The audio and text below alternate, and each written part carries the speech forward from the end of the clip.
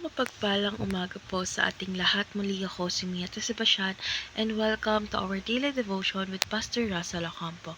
And today our devotion talks about sola fide or faith alone, and our scripture is all about Romans chapter 3 verse 28. So NI version. For we maintain that the person is justified by faith apart from the works of the law. So, tungkol saan nga ba tong verse na ito? So, yung verse na ito ay nagpapahayag na ang pagiging matuwid o justified sa harapan ng Diyos ay nagmumula sa pananampalataya at hindi sa pamamagitan ng ating mabubuting gawa o pagsunod sa kautusan.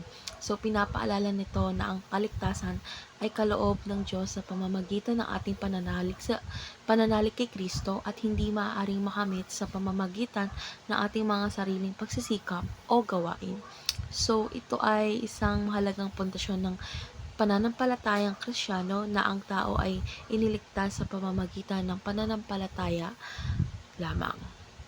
Ngayon, dadako na tayo sa ating teaching. So, yung first teaching is justification is not a payment for good works. So, dito, hindi ito yung nakasalalay sa ating pagsunod o sa dami na ating mabuting gawa.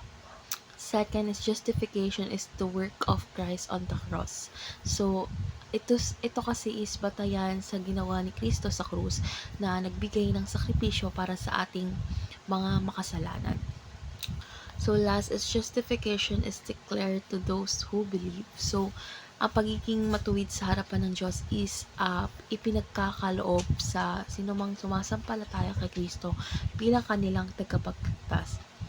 Ngayon, dadako na tayo sa ating application. So, yung first application is stop trying to bribe God for justification. So, dapat natin itigil yung mga pag-iisip na kailangan natin gumawa ng mabubuting gawa upang makuha ang pabor ng Diyos.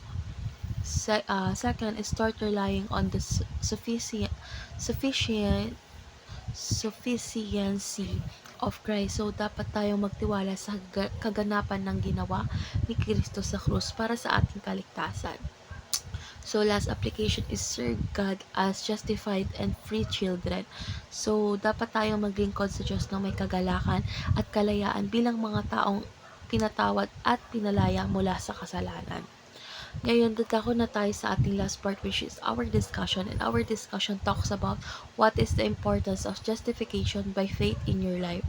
So, para sa akin, ang pagiging matuwid sa pamamagitan ng pananampalataya is sobrang mahalaga dahil ito ang batayan ng ating relasyon sa Diyos.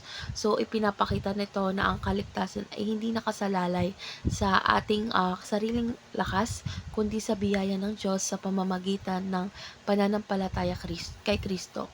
So, dahil dito is napapalitan ng katiyakan ang takot at pangamba tungkol sa ating kaligtasan at tayo ay nagiging malaya upang maglingkod sa Diyos ng may kagalakan at tiwala. So, sa katuroang ito kasi ay nag-aalis ng anumang yabang o pagmamataas sapagkat lahat ng ating tinatanggap ay bunga ng biyaya ng Diyos na hindi natin kayang hindi galing sa ating sariling gawa.